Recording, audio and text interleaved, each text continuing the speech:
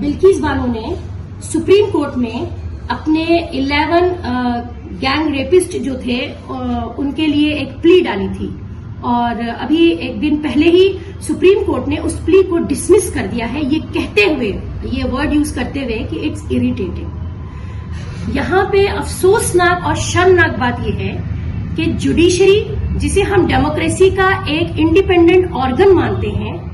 और जिसके ऊपर किसी तरह का प्रेशर नहीं होता है, अगर आज वो जस्टिस को डिनाइड करती है तो ये वाकई सोचने का मकाम है कि क्या हम एक डेमोक्रेटिक कंट्री में रह रहे हैं। अगर इसका जवाब मिले तो मैं समझती हूँ हम इसका जवाब एक क्वेश्चन मार्क पे छोड़ देंगे। बहुत अफसोस की तो बात यह है कि जब बिल्किस बानो के इन 11 मुजरिमों को, इन 11 मुजरिमों को छोड़ा गया था तो पूरे मुल्क भर से इस बात को बहुत ज्यादा कंडम किया गया था, क्योंकि बिल्किस बानो सिर्फ एक नाम नहीं है, बिल्किस बानो एक जेनोसाइड का नाम है। सिर्फ बिल्किस बानो का एक गैंग रेप नहीं हुआ था, बल्कि उनके घर के कई लोगों को कत्ल किया गया था और उसके पीछे जो मकसद था वो था नस्ल कशी।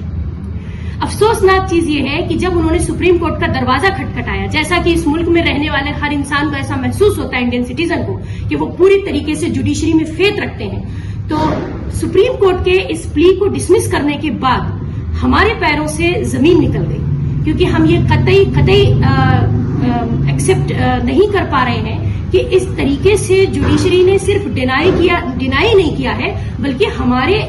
पर्टिकुलर एक कम्युनिटी के सर्वाइवल पे एक निशान लगा दिया, सवालिया निशान लगा दिया। देखिए, जो लोग ये मानते हैं कि हम सेक्युलर कंट्री में रहते हैं और हमें सेक्युलर सोच रखनी चाहिए, और बहुत आज नहीं, बहुत जमाने से इस मुल्क में तकरीबन लोग जो है वो जुडिशरी को ये मानते थे कि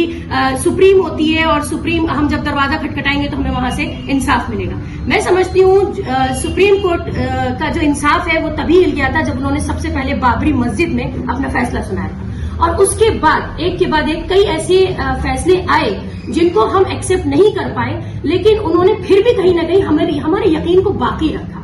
बिल्किस बानो की इस प्ली को डिसमिस करने के बाद में इतनी बड़ी नाइंसाफी के लिए अब तक किसी पार्टी ने आवाज नहीं उठाई, ना ही कांग्रेस, ना ही हमारे जिसे हम कहते हैं कांग्रेस, जो कि एक सो कॉल्ड अपोजिशन पार्टी मानी जाती है, हमारे हिसाब से तो वो खत्म हो चुकी है। भारत जोड़ो की यात्रा तो राहुल गांधी जी ने निकाली, लेकिन दूसरी तरफ भारत जो है वो हर दिन टूट रहा है। उनका भारत जोड़ो यात्रा जो है वो एक जिसे कहते हैं कि ग्लैमर शो बन के रह गया है, कि जिसमें बड़े बड़े नाम हर रोज जुड़ते हैं।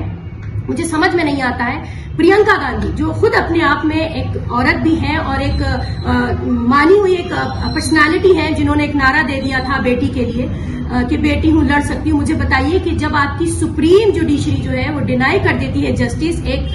बिल्किस बानो जैसी औरत को, तो इसका मतलब यहाँ जस्टिस डिनाई हो जाता है हिंदुस्तान में रहने वाली हर औरत को। ये सिर्फ बात एक बिल्किस की नहीं है कि वो मुस्लिम कम्युनिटी से बिलोंग करती है, इसका मतलब है कि आगे आने वाले दिनों में क्राइम के लिए पूरे दरवाजे खुले हैं। वहशी जानवर जो है, जो बीस्ट हैं, जो इस तरह की क्राइम करते हैं, उनके लिए एक शाबाशी वाली बात हो गई है, और ये एक थप्पड़ है उन तमाम लोगों के लिए जो जिनका ये मानना था कि नहीं, हमें बिलीव करते रहना चाहिए, हमें फेथ बनाए रखना चाहिए। मैं पूछना चाहूंगी कि आखिर वो फेथ कहाँ चला गया, वो ट्रस्ट कहाँ चला गया। इस मामले में, बिल्किस बानो के मामले में, हम एसडीपीआई पहले भी काफी हम लोग जो एक्टिव रहे और हमारी पूरी कोशिश रही कि हम अपनी वॉइस रेस करें और किसी भी तरह से प्रेशराइज करके, प्रेशर ग्रुप बनके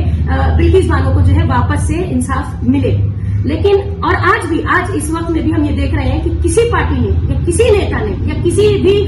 इवन जो पॉलिटिकल जिसे हम कहते हैं कि हमारे लेजिस्लेटिव में बैठी नहीं है, लोकसभा में बैठी, राज्यसभा में जो रिप्रेजेंटेटिव बन के बैठी, किसी ने किसी भी तरह का बयान नहीं दिया। यानी कि जस्टिस डिनाइड होना ही नहीं है, बल्कि जस्टिस अगर खत्म हो रहा है तो उस पर कोई अफसोस भी नहीं है, उस पर कोई कंसर्न भी नहीं है। ये बहुत अफसोस और शर्म की बात है। मैं समझती हूँ कि एक पॉइंट आ गया है, सैचुरेशन पॉइंट आ गया है इंडिया में, कि जहां पे अगर अब हम सर नहीं उठाते हैं और वाकई अगर कोई एक्शन मोड में हम नहीं आते हैं, तो इसका मतलब है कि हर घर में बैठी हुई औरतें जो है वो उसी हाल में बैठी हुई है जैसे कि बिल्किस बानो।